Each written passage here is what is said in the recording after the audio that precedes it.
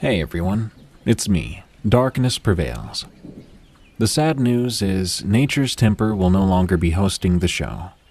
No drama, just rough times, my friends. Rough times mean lower budgets. I do ask that all of you who enjoyed Nature's Temper's wonderful voice go to his YouTube channel of the same name, Nature's Temper, one word, and subscribe. He's the best storyteller on YouTube. I want to thank him very much for all the hard work and talent he lent to us here at Alone in the Woods. Today's episode features devilish spirits, strange creatures, and 2 stories that I personally have picked for my favorites of 2024. Enjoy, and be sure to send us your scary outdoor stories at eeriecast.com/outdoor. Now, throw a log on the fire, because the night is still young.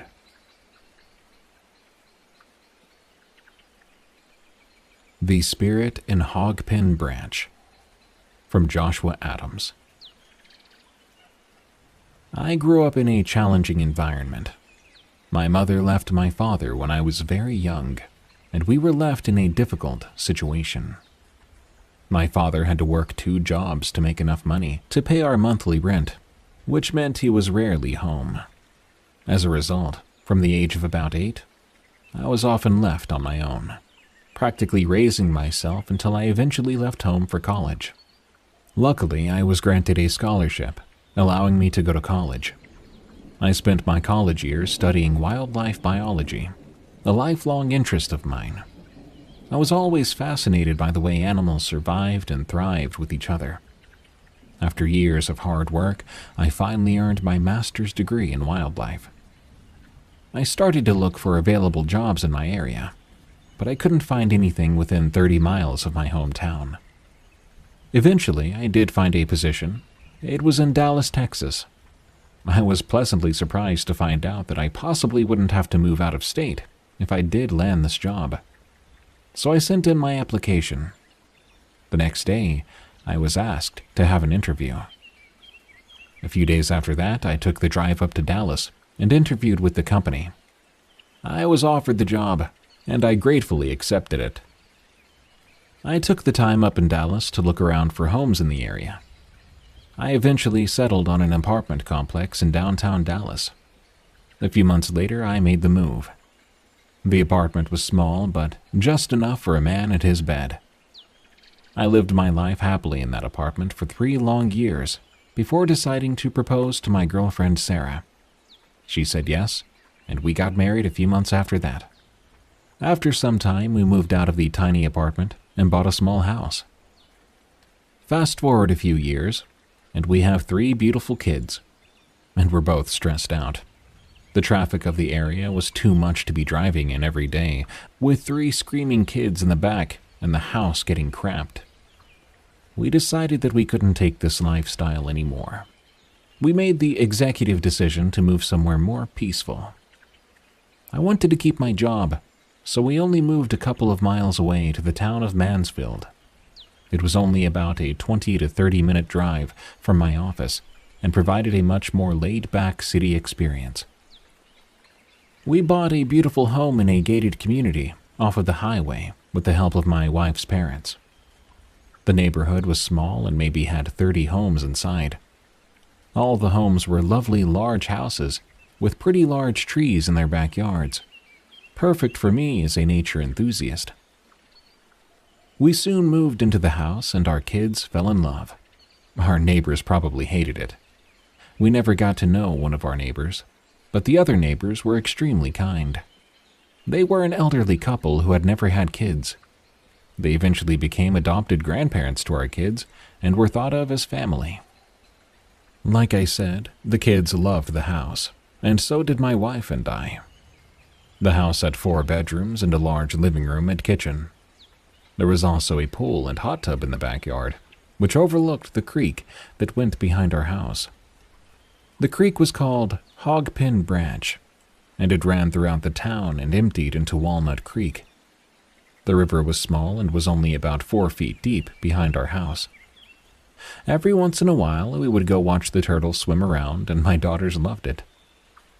A few years passed, and my daughters were finally old enough to be left alone, which meant I had time to finally learn how to golf. Just across the creek was a really nice golf course. After a few weeks of playing, we invested the money to buy a golf cart. It wasn't the fanciest, but it was enough to get you around the course. One night during the summer, my wife decided to take the girls out on a girls' night. Of course, being the 6-year-olds they were, they rubbed it in my face. I went along with it and acted super jealous. However, I was excited to have the house to myself for a night. I eventually decided to go golfing before the sun set. It was probably close to 6 p.m. or so I still had plenty of time. I got ready to leave the house and hopped in my golf cart. In order to get to the greens, you had to drive down the street and go through a little alley nestled between two houses. It was a short drive before you got to the cart path, which had a little bridge running over Hog Pin Branch. This is where I had my first strange encounter. As I was going over the bridge, I heard a splash. With me being the nature lover I am, I jumped out of my cart and leaned over the edge, trying to see what was there. To my surprise, there was nothing. Unlike the creek further upstream, it was fairly clear here. Not anything like the waters of Florida, but I could see the bottom. There was nothing there. Not a fish, not a turtle, nothing. However, I didn't mind it at all. All I could focus on was golf at the time, so I dismissed it as someone skipping stones upstream. I golfed for maybe 2 hours before it got too dark to see the ball. At that point, I packed up my clubs and began to take the drive back home. The pathway was long, taking me a good 5 minutes to drive down. I was starved, and I planned on cooking some burgers for myself later that night. As I drove along the trail, I noticed a few balls someone had forgotten to get out of the sand trap. I needed some more balls, so I went to retrieve them. As I bent over to pick up the golf balls, I heard a loud shriek. I glanced in the direction of the noise and saw nothing, except for trees and the bridge in the distance. I stared in the direction looking for maybe an injured animal. I initially thought it could have been a fox, due to its distinct sound, which is similar to a human scream. Eventually, a thought clicked in my head. I'd thought that there was possibly an animal struggling that could have fallen in the water, back when I'd heard that splash.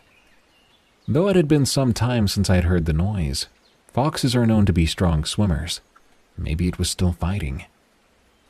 I jumped in my cart and sped over to the bridge, which was maybe 100 yards away. I was hoping to be able to save this animal's life. However, when I arrived at the bridge, there was nothing there. I searched under it and all around it, but there was nothing. I thought that was odd, but I dismissed it and hopped back into my cart. I drove home and got cleaned up. By the time I'd showered and gotten ready to grill a few patties, it was already dark. I grabbed some meat from the fridge and headed outside. I cleaned off the grill and threw a few patties on. I put on some music too, sitting back and watching the flames turn the red meat brown. I stood up and walked over to flip the patties, but just as I was about to flip the first one, I heard a screech. The sound made me jump. I flipped the patties and walked over to the creek, only to once again find absolutely nothing. At this point, I was getting creeped out. I got my finished patties off the grill and headed back inside. I made my burgers how I liked them and sat down on the dining table. Now that table faced the window, so I was staring out at the backyard, which was only illuminated by the porch lights and the blue hue of the pool's lights. I saw nothing the entire time I ate my burgers, and I sat there in silence.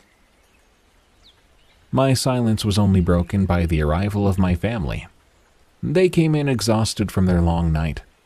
The kids came over to me, giving me a hug, then went upstairs to get ready for bed. I sat at the table, thinking, I probably look so creepy, as I intensely glared out the window. My thoughts were confirmed when my wife walked up and asked, "What's wrong?" I answered. Not sure. I've been hearing some weird things. Thought it was an animal, maybe a fox or something, but now I'm not so sure. Well, what did it sound like? I mean, it sounded like a fox, which sounds sort of like a person screaming. I went looking for whatever made the sound, but I couldn't find anything. She sort of just looked at me, then replied simply with, "Weird." We sat there for a moment before we heard one of our daughters say, "Dad, why is Mimi in the backyard?" Mimi was our neighbor, who the girls thought of as their grandma. "What?" my wife said quietly. We looked towards the yard. There stood an elderly woman by the creek bed. The lights hardly illuminated her, but from what I could see, it looked like Mimi. I stood up. Sarah said, "Why is she out there?" "I don't know. I better go find out," I said. I threw on my sandals and went to the back door. I opened it and called. "Hello? Mary? Are you okay? Do you need anything?" None of my questions were answered.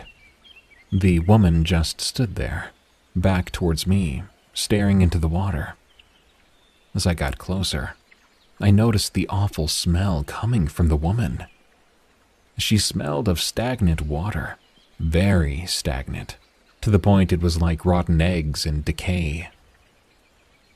"Mary, do you need something?" My question was never answered. I turned and walked towards the house then. I met my wife in the kitchen. She was still looking out at the woman. "Maybe you should go let Bob know she's out there," she said. "Yeah, good idea. I'll go over.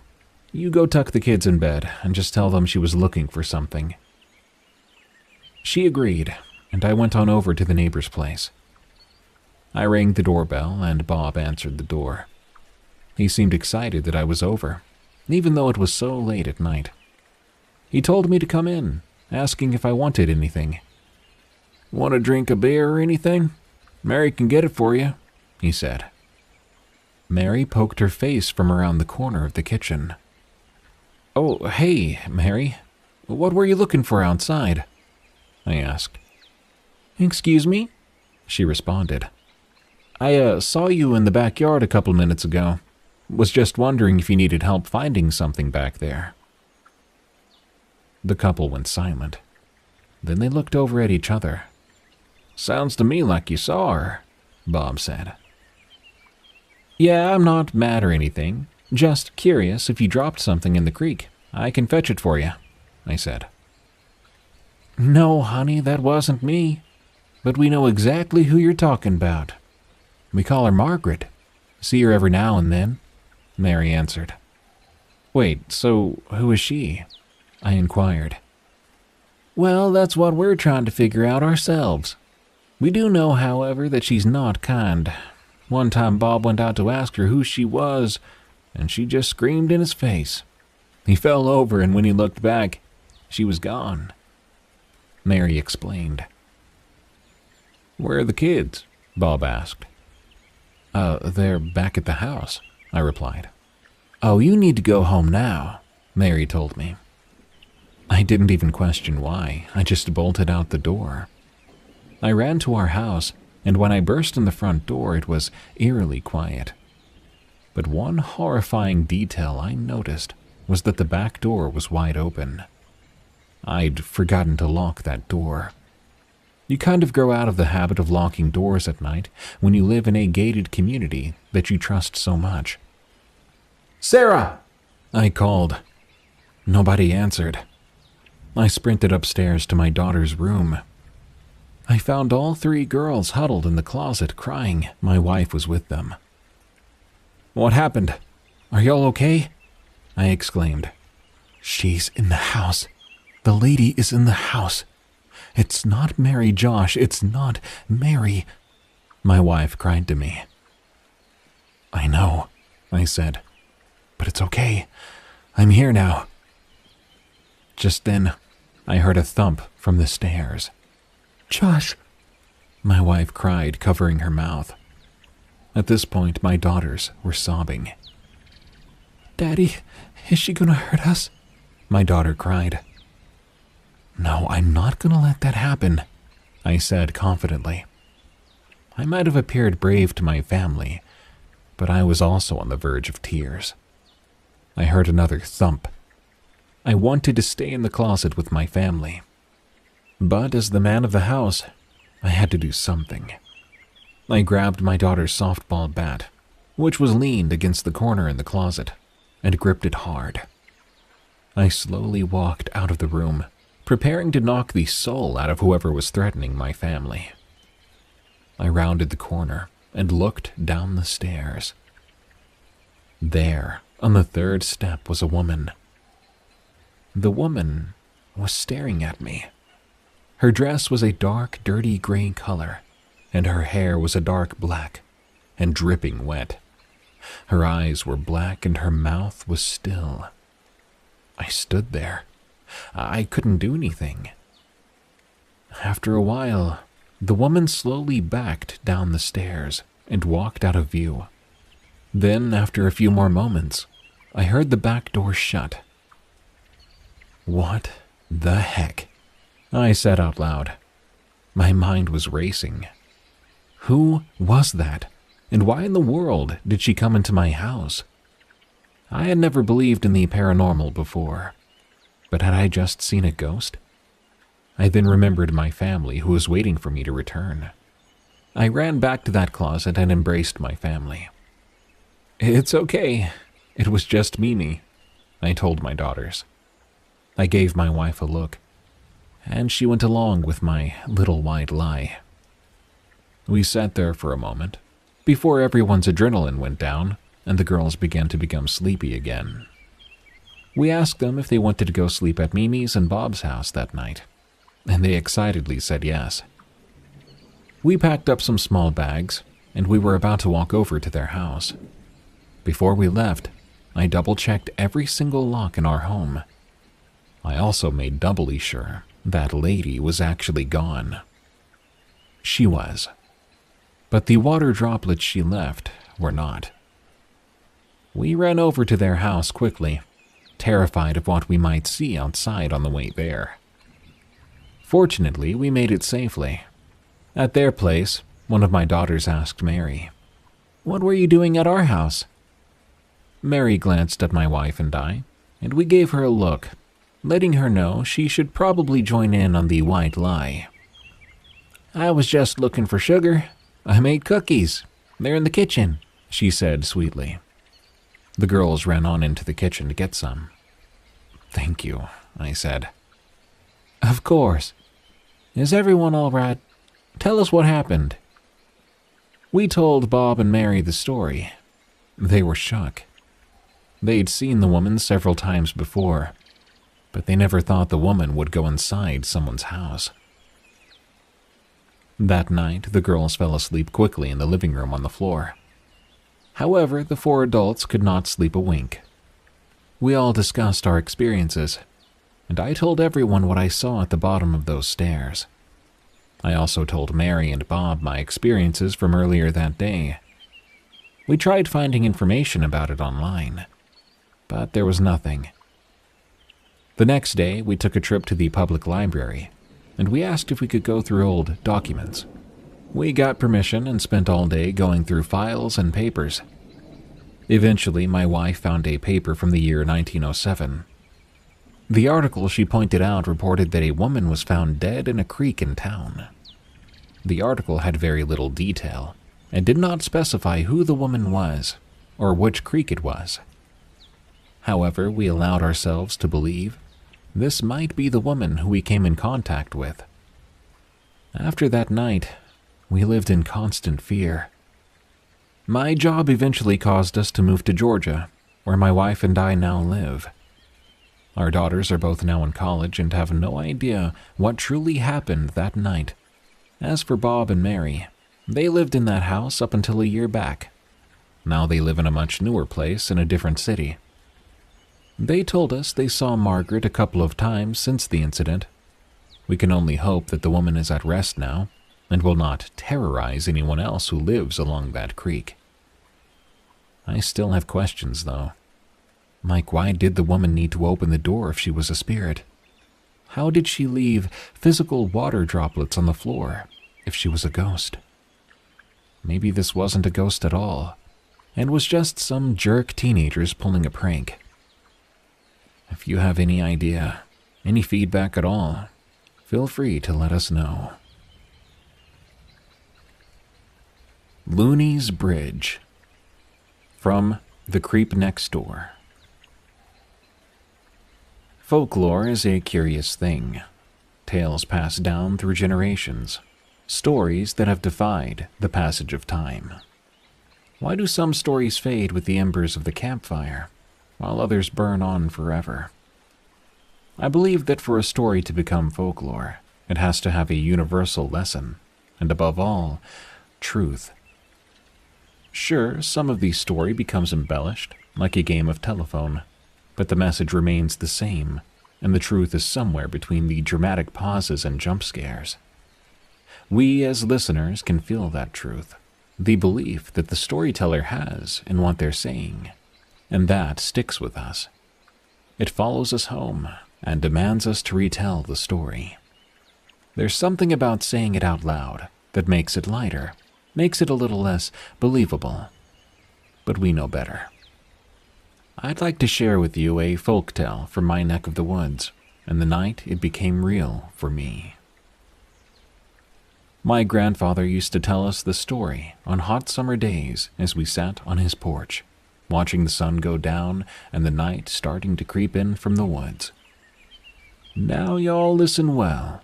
This is no mere ghost story, he would always open up with. This is truth, with a little bit of bite to it. Many years ago, there was a family that lived out in these parts that was moving closer to town. They'd been hauling stuff back and forth all day. The father was driving the pickup truck, the brother was riding shotgun, and the daughter, Looney, was in the back with the furniture, keeping it from flying off. Well, as they were going over that bridge just down the way, he would point down the road. We all knew the bridge. Everyone had to cross it to get to town. Something awful happened. The wind caught one of those heavy pieces just right and took it over the side of the truck, taking little Looney right along with it. Poor thing. As she went over, she got swept under the tire of that truck, and it took her head clean off, sending it straight up and over the bridge, down into the black water of the swamp below. Now everyone knows it's bad to bury a body incomplete. The spirit can't rest if it's not all there. So everyone pitched in to help look for her missing head, so the family could bury her whole and little Looney's spirit could rest. But try as everyone did, they never could find her head. To this day, her head has never been found, and it's still out there at the bottom of those murky waters somewhere. They say if you cross Looney's bridge at night, she'll jump on your car looking for her head, and if you don't hurry up and drive across, she might just take yours. He would always then follow up with the story of his farmhand, Ike. My grandfather would say, Ike had a run-in with Looney's ghost once. Ike, a superstitious type, lived on the other side of Looney's bridge, and he had to cross it every day to and from my farm. Knowing Ike's fear of crossing the bridge at night and his daily 3-mile walk, I, being fond of the boy, began letting him take the tractor home. It helped Ike cross the bridge faster and eased his nerves. One night Ike was heading home from the farm, and he was about halfway across Looney's bridge when the tractor started to putter and grind. Then it came to a jerking stop. It broke down for no good reason. Ike kept trying to start it up, but the tractor was dead. He told me he felt it in the air at first. The air felt charged, like electricity surging all around him. His skin tightened with goosebumps, and his hairs began to prickle up. Then the tractor gave a big bounce up and down as if something huge had jumped on it. Ike then felt what he described as hundreds of spider webs falling around his neck, slithering and crawling up towards his face. That's when he smelled it. The dank, rotten smell of swamp mud. As the sensation spread across his cheeks, his vision started to blur, as if lines of something were starting to cover his eyes. He jumped up off the tractor and ran as fast as he could to cover the remaining distance of the bridge. When he reached the end, he turned and saw the tractor bounce up and down again, as if something had jumped off it. Ike quit his job at my farm the next day, and I had to go get the tractor left on the bridge, because he wouldn't even go back out there in the daylight. I used to love that story. I would beg him to tell it to me over and over again. I must have heard it hundreds of times. Eventually, my childhood fear of the ghost girl and her bridge got lost in the familiarity, and the legend became mundane for me. That was until the legend showed me just how real it was. Fast forward a few years. As a teenager, I would sneak out of the house in the middle of the night, take my golf cart to steal road signs. My buddy had a boys' cave in the loft of his dad's old barn, where we kids would hang out. We decorated the place with all the signs we took. One afternoon, as summer vacation was nearing its end, we were all hanging out in the loft when my friends got a great idea. We should take one of the signs from Looney's bridge. Now that would be sick, one of them followed up.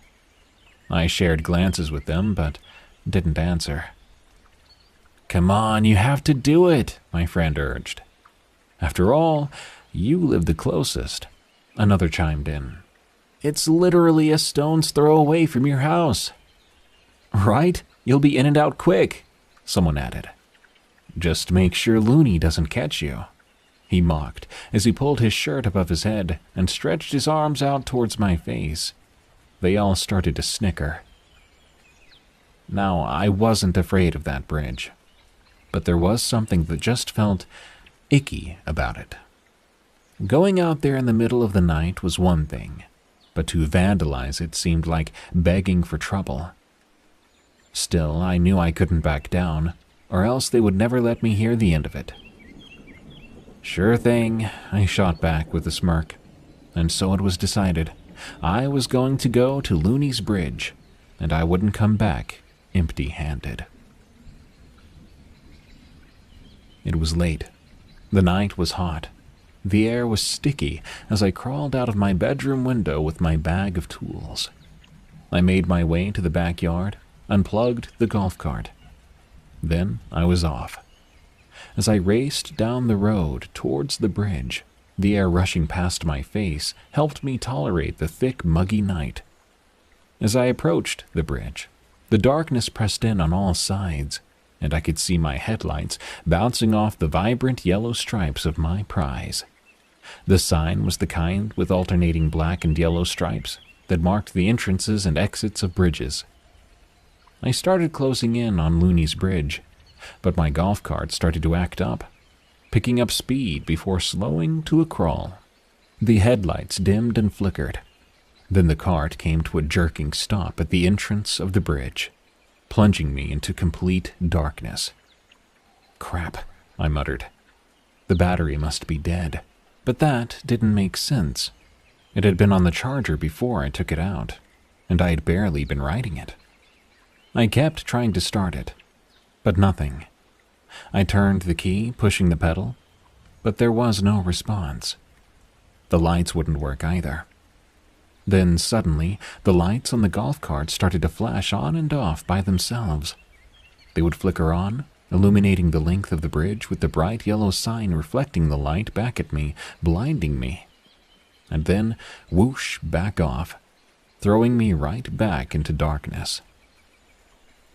I felt it in the air, like electricity or static. Then I heard it, the sound of water. Not splashing, but like something was moving around in the swamp below, followed by the trickle of water droplets. Whoosh, the lights kicked on again, lighting up the bridge. Except this time, the bridge was not empty. In the middle of the bridge lay a blonde, yellowish blob of something that I couldn't quite make out at first. Though unconsciously, I think I knew what it was before my mind could even accept it. It was a thick pile of blonde hair. My heart raced, my chest tightened as that yellow blob started to move. Pieces of hair began to arch from the ground, one strand at a time, like static charged threads. Slowly, the strands continued to rise from the road, stretching up towards the sky. At first, they lifted individually, then in clumps, until what had been a matted pile of hair revealed a portion of a face and a single open eye staring back at me. Whoosh! The lights went out again, and darkness swallowed me. I couldn't see it, but I could feel that it could see me. It was watching me from that black expanse. I frantically tried to start the golf cart, slamming the key from off to on, off to on, off to on, constantly pumping the pedal. I only stopped when I began to hear the sound of something dragging across the pavement just ahead of me. It wasn't constant. It came in waves. Scrape, pause, scrape, pause, scrape. Each dragging crunch grew louder and closer. I was hyperventilating. I felt like I was choking on the air. I kept trying to start the golf cart, and finally, it worked. The lights kicked on, and the cart jolted forward with a slam of the pedal. I clicked the switch into reverse, swung it around, and heard a splash as I peeled away from Looney's bridge. Now grown with kids of my own, I often get asked to tell that story. And on cold nights around the campfire, I always oblige. There's something about telling a story that makes it seem less real. Maybe it's the company of the listeners, the giggles of relief when the story's over, or the way they ask, "Is it real?" before bed, and I reply, "No, it's just a story. Now go to sleep." Perhaps that's what makes a story become folklore, a tale that insists on being shared, hiding the truth in the disbelief of the listener, hoping to share in that disbelief with them. But we, the storytellers, know better, and so do the listeners. We all know ghost stories only have a little bite when they have teeth.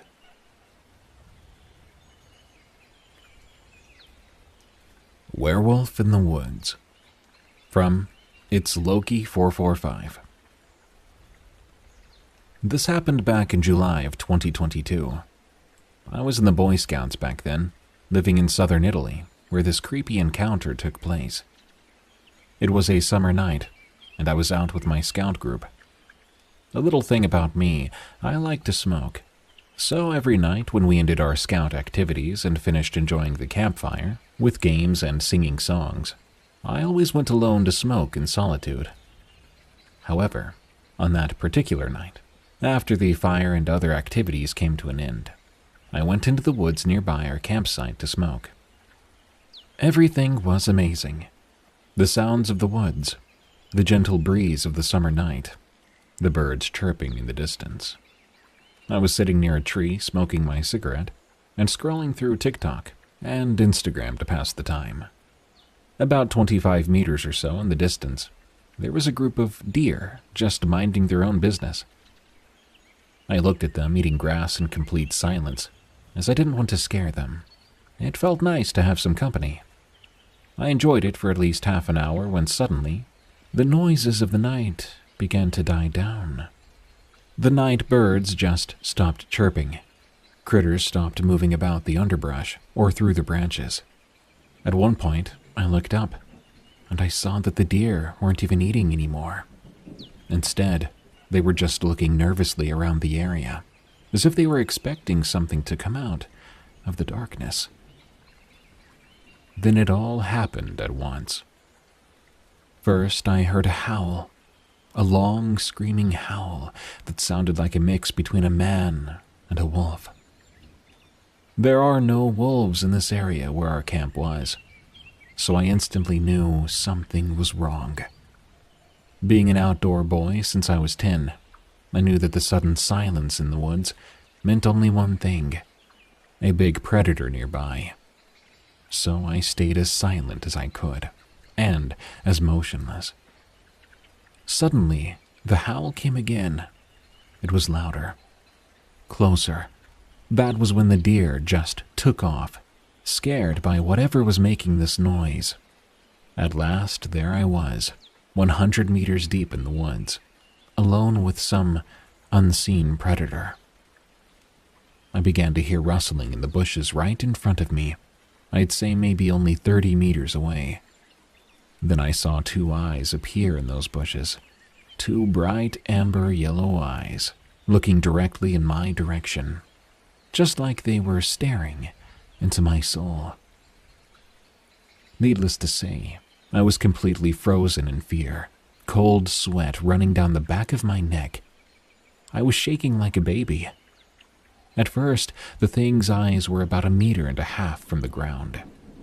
It began to come out of the bushes, keeping its eyes on me, and all I could do was stare back at it.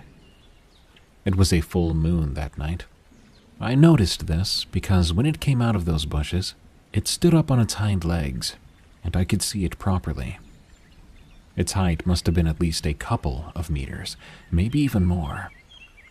It had long legs, bent backwards or weird, almost dog-like. But the rest was wrong. Long upper arms ending in clawed hands. Not paws, but hands. It was covered in thick, dark fur, with some red shades. I could see its muscles. And the head. God, that head. It was like a canine with a long snout, but even longer than a wolf's. Pointed ears. Those eyes. They had an almost human look in them.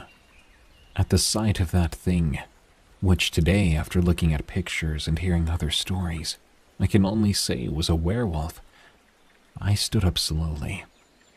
I didn't want it to think I was a threat, or that I was prey, which it would think that if I tried to run. I began walking backwards slowly, back in the direction of my campsite, and it did the same towards me, baring its teeth. I knew it was preparing to lunge, and I was ready to turn and run as fast as I could. It roared then, and clawed at a tree nearby as it moved closer. It was about 10 meters away from me when I heard a noise like an animal running. Out of nowhere came a deer. The deer looked at me, then to the werewolf, and sprinted away into the forest. However, that creature must have thought that the deer was easier prey, because it looked in the direction where the deer ran, then to me. It howled at the sky, went on all fours, and sprinted in the direction of the deer. After a couple of minutes, when the woods came back to life, I started running back to my campsite, absolutely shocked. I continued shaking, and when I managed to get back to the camp, all my friends asked if I was okay. They told me I was pale and covered in sweat. I told them not to worry about me, that I was just fine. That night, when I got into my tent, I did not sleep. I just couldn't. I spent the entire night watching the roof of my tent, hearing something howl in the distance, jumping at every sound that came from outside the tent. I got out of the scouts after that, and I haven't gone back in the woods. Every night, I have nightmares of that creature stalking me through the trees. This was my encounter. I recommend all of you stay safe. Stay aware whenever you're out in the woods. You don't know what could possibly lurk in the shadows, ready to strike. So be cautious.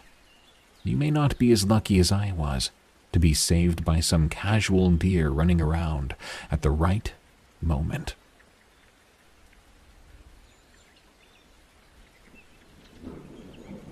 The Not Deer of Washington. from Madam Madman. It all started when my cousins had come to visit from Nevada to Washington for a wedding. 3 days after that wedding, we'd gone to a beach near the coast to hang out. We spent a couple of hours paddleboarding, catching fish, talking with relatives, and eating watermelons on the warm beach sand.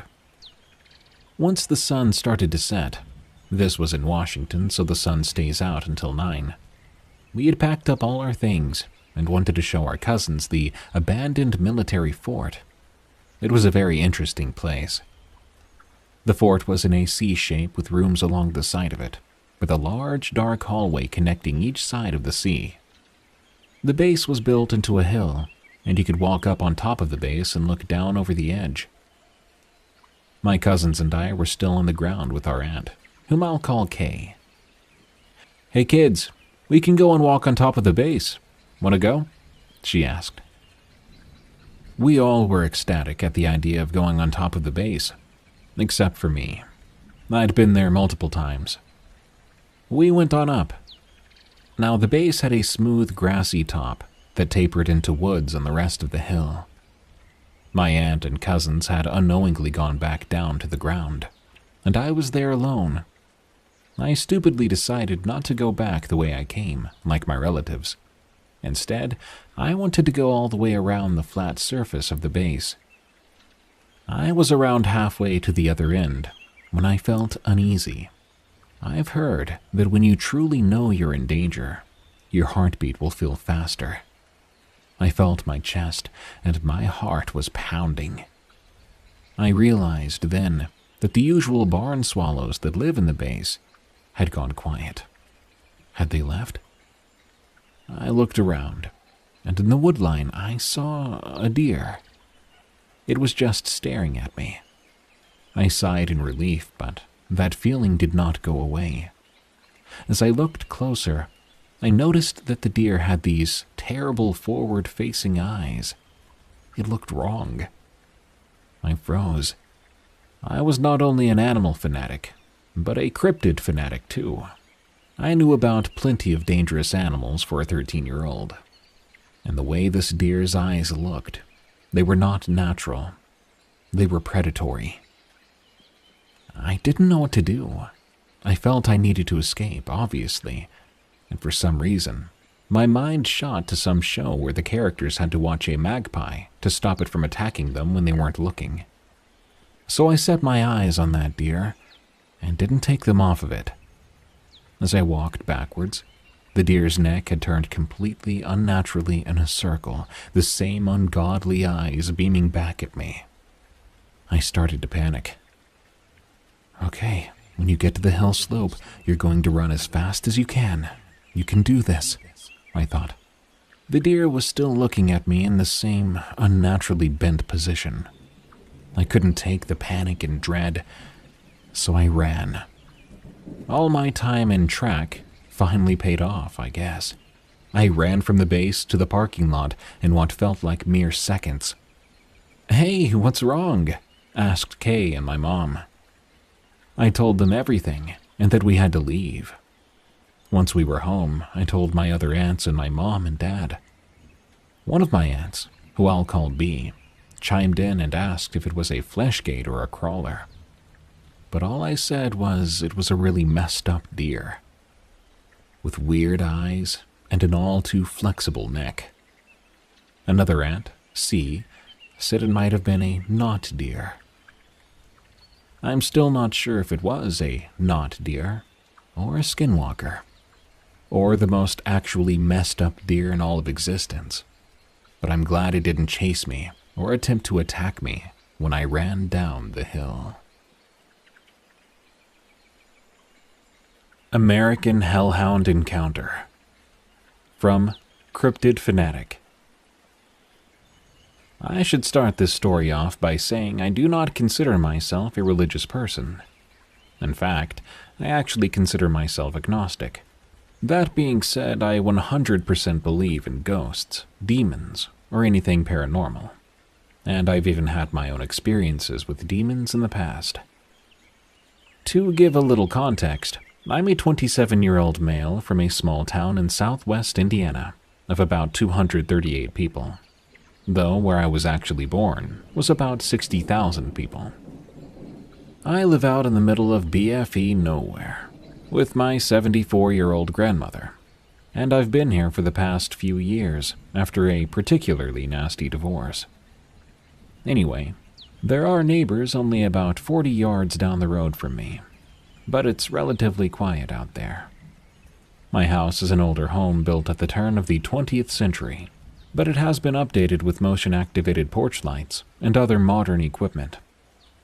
Down both sides of my road, there's literally nothing but cornfields and wooded areas, so you can pretty much guess how quiet it is out there.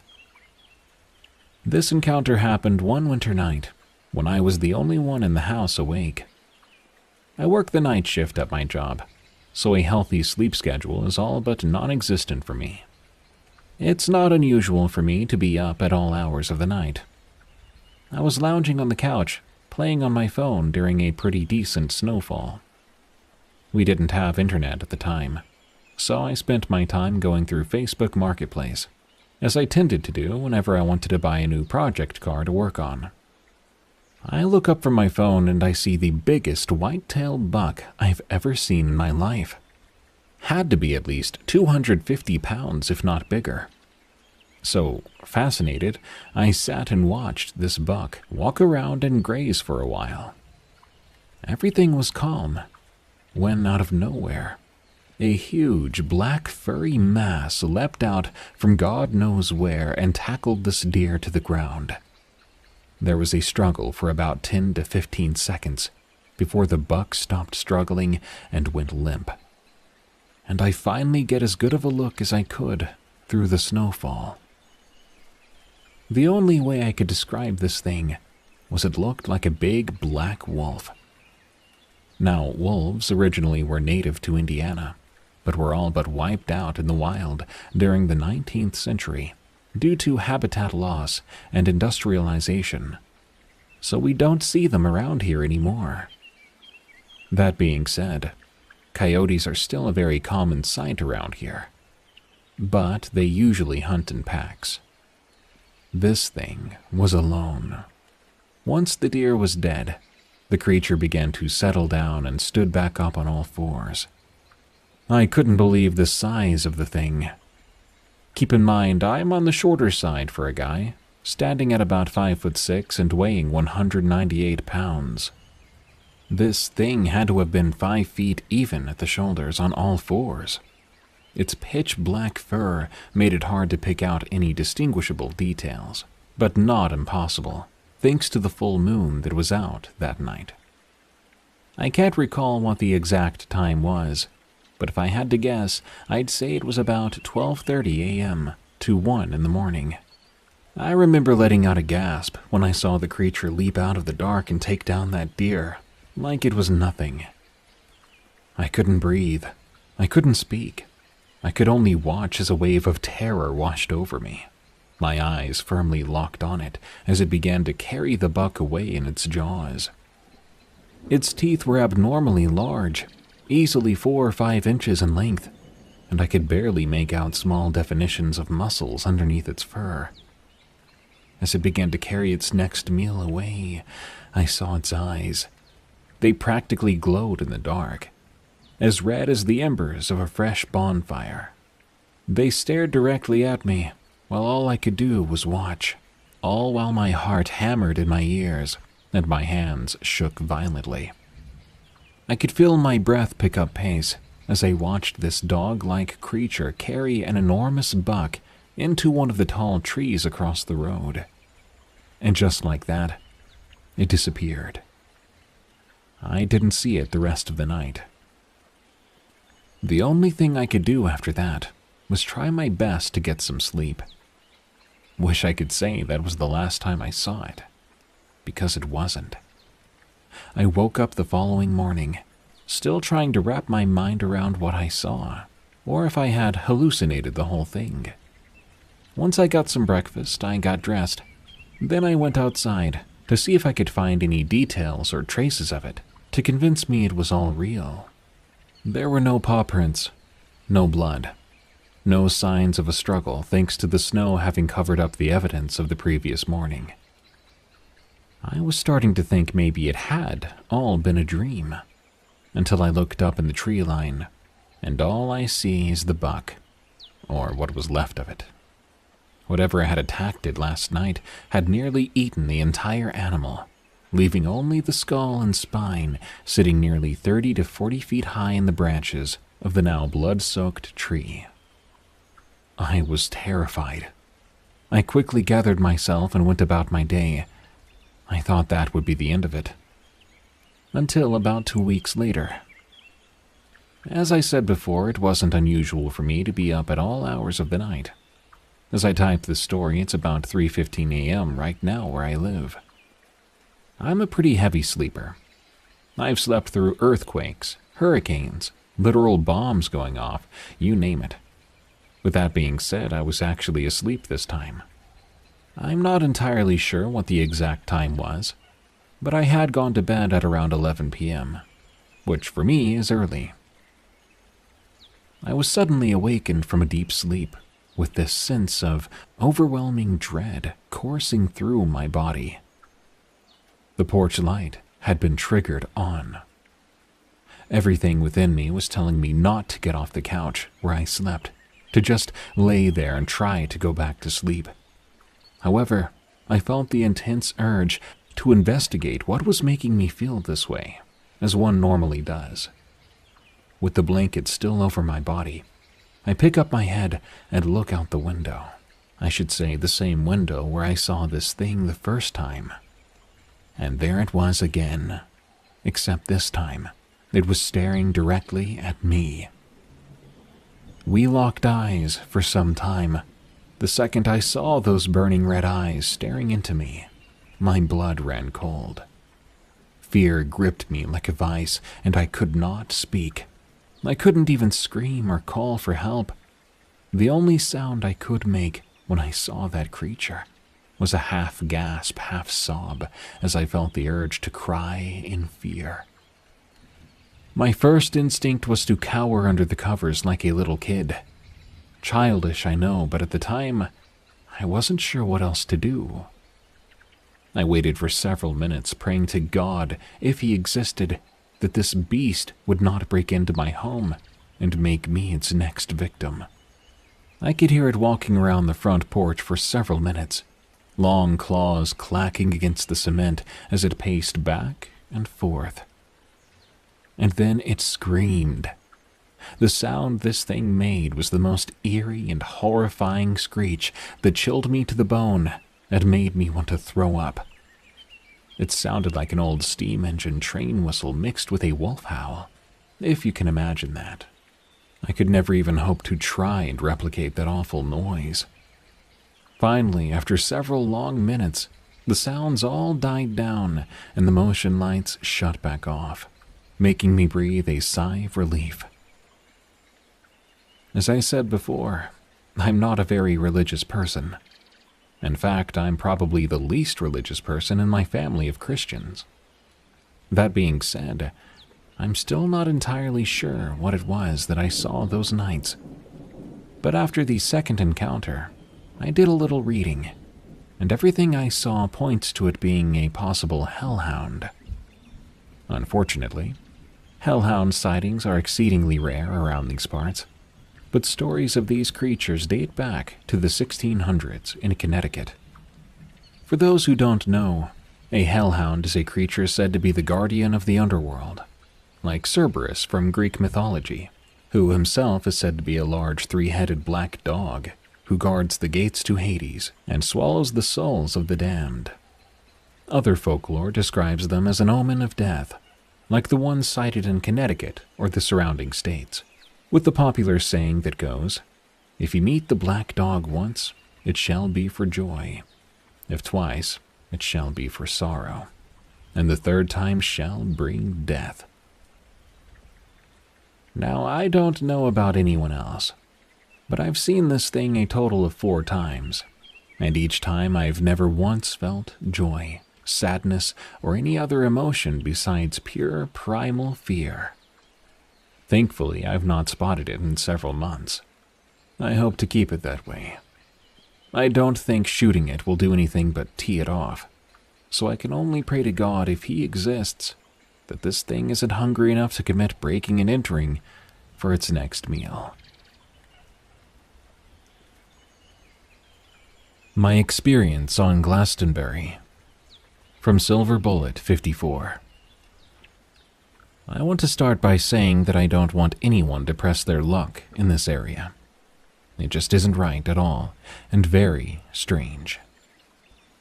Glastenbury Mountain in Bennington County, Vermont, sounds like a normal place to go hiking, horseback riding, and cycling. However, the mountain is not a normal place. There have been so many horrifying stories coming from there that some people believe it's simply cursed. To be honest, a lot of terrifying things have happened. A strange creature attacked a carriage in the 18th century. Multiple hikers have disappeared and only turned up in an area that had already been searched. There have also been stories of ghostly children, a red-haired hitchhiker, unearthly sounds, and roaring from a secluded area. The most terrifying story concerns a man who vanished from a bus bound for Bennington. He was on the last stop before it, but when the bus arrived, he was gone. There may be something going on there. Native Americans never went to that peak except to bury their dead. I even had my own scary experience there in 2011. Let me start by saying I'm always prepared with a map, compass, food, drinks, and anything else I might need, including a whistle in case I ever get lost. When I stepped foot into Glastenbury Mountain and started my hike, a mist rolled in, and I was hoping it wouldn't rain or storm. It was pretty normal at first, but I soon became aware that everything was muffled. My footsteps made it sound like I was walking through mud. I could barely hear the chirping of a cardinal, and even the buzzing of a fly nearby was almost silent. I eventually came across a shredded t-shirt that looked as if someone had taken a hacksaw to it. I remembered the story then of the Glastenbury monster and shivered. But I manned up and I kept going. I eventually realized the mist obscured everything, so I had no idea where I was. When I looked down, I found shoe prints, a size 10.5 Nike it looked like, which is what I was wearing. I then saw muddy footprints going forward and coming up to the spot where I was standing. I'd somehow gone in a complete circle. I blew my whistle, hoping for a call and response, but I was met by silence. I tried to find my way out, but no matter what path I took, I kept ending up in the exact same spot. It made no sense. I was also aware of a sound of crunching leaves, like someone else was there. I swear I saw a man in a plaid shirt come through the mist, but he vanished almost as quickly as he appeared. Before long, I noticed something different, a strange rock I hadn't noticed before.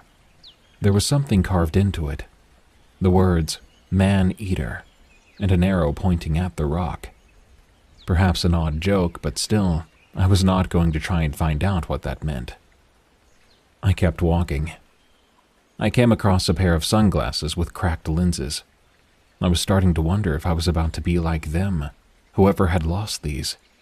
Abandoned, lost, and forgotten among the trees.